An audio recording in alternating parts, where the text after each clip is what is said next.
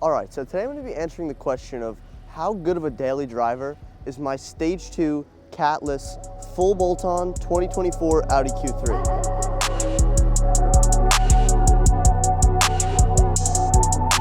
So, is this thing a good daily driver? The short answer to that question is yes, of course. From the factory, this car is a fantastic daily driver. Nobody's questioning that. I mean, it's a crossover, it's a 2.0 turbo, it's an Audi. Overall, it's a good daily driver from the get-go. But the question that I'm trying to answer is, with all the mods that I've done to it, the catless downpipe, the full exhaust system, the coilovers, the wheels, everything that I've done that's made this car a little bit less dailyable, does it still make a good daily? And the short answer to that question is still yes. But of course, I'd like to go a little bit more in depth about it than just saying yes, it's a good daily. So I'm gonna list off the reasons why I think it's the perfect daily driver and everything that pretty much that I love about it.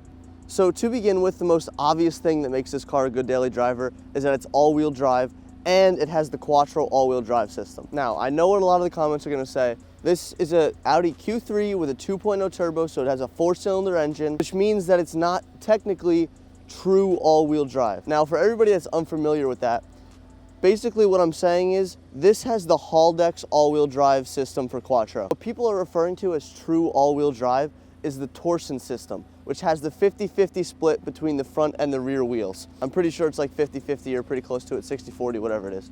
My all-wheel drive system is the Haldex all-wheel drive system, which basically means that this car, most of the time, is front-wheel drive and is front-wheel drive bias. The only time that it ever sends power to the rear wheels is when it detects any slip. Most of the time when I'm driving around, this car really is front-wheel drive, but it does have that power that it could send to the rear wheels in case I needed it, which in my opinion still makes it all-wheel drive. And some of the best performing Audis do have the Haldex system. Think the RS3, the TTRS. I mean, clearly this system works, otherwise they wouldn't be putting it in cars. And still, from my experience, as you can see, it's pretty snowy out right now. I've driven a lot more snow than this in other bad conditions, and this thing never does me wrong. One of the other parts about this car that makes it a pretty good daily driver, in my opinion, is the ride height that I have it set at. So for an SUV, this thing looks pretty low to the ground, and a lot of people would consider it slammed. Personally, I wouldn't. Personally, I think it does need to be a little lower still, and we need to fix this gap just a tiny little bit, which we probably will do in the future. But for right now, where it sits is pretty perfect for a daily driver. Ignore the cracked front lip. But as you can see, we have a pretty good amount of clearance under there, and I almost never have issues going up any kind of hill or bump or driveway, whatever it is, unless it's like really, really steep.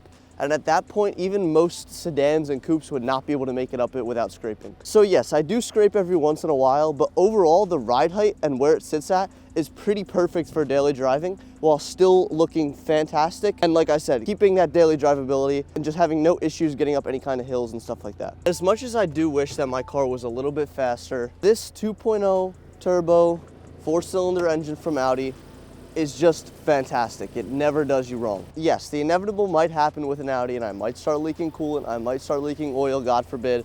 But from the day that I've got this car, I haven't had any issues with this engine. And you could do as much research as you want. This 2.0 is fantastic. You can find it in the S3s, the GTIs, the Golf Rs. This 4-cylinder just performs really well. Honestly, I could be pushing a lot more power out of that thing if it wasn't for the clunky Aisin 8-speed transmission that these cars come with, which in my last video, you'll have noticed that I listed as the #1 thing I hate about this car. But still, overall, it does pretty well for itself. A couple more things that make this car such a good daily driver is just the sheer amount of space that you get with it.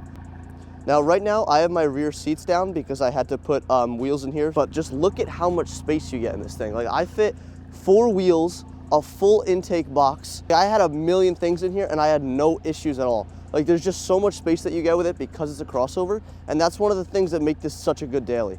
So far, I'm listing kind of obvious things that, you know, come with this car before it's even modded. Like I said, the engine is good, the all-wheel drive, the drivetrain is good, the space is good, but all that stuff is kind of a given. Like, that stuff would be good whether you mod the car or not. So now I'm gonna talk about more things that are good specifically if this was a daily driver option for a car guy. This is my only car right now, and I think it is a perfect mix between a daily driver and a sporty crossover, whatever you want to call it, and still like an enthusiast car. It does everything that I would want a sports car to do besides being very fast, but it does everything I would want a sports car to do, everything I would want a sports car to look like, everything I would want a sports car to sound like, while still maintaining all that drivability from the factory things that I just listed. So for example, my exhaust, it sounds fantastic. It is very loud, but I would not say that it affects my daily driving at all. So far, knock on wood, I have not been pulled over at all in this car. I have not been stopped for anything.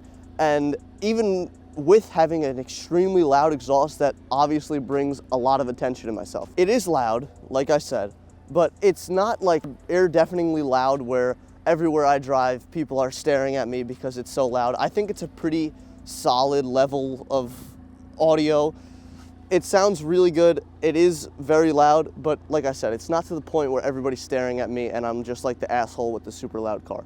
And then like everything that I've done to the interior of the car, like the custom steering wheel, the custom red inserts here, the shift knob. There's just like a million things that you could change in here and you could upgrade or you could customize to make fit you. It just has so many options of what you could do to it in every way, which with it already being a daily driver, having all those options and being able to make it unique and make it your own car and make it as sporty as you possibly can, that makes it, in my opinion, the ultimate daily driver for a car guy, because it has all those options like a BMW or I'm gonna say regular Audi. I'm saying like an S3 and S4, an SQ5, whatever it is that obviously has all those options. The Q3 has them too. Like they make full body kits. This is the Maxim Design one, which is one of many. I have the RS style grille. They actually make the RS full bumper.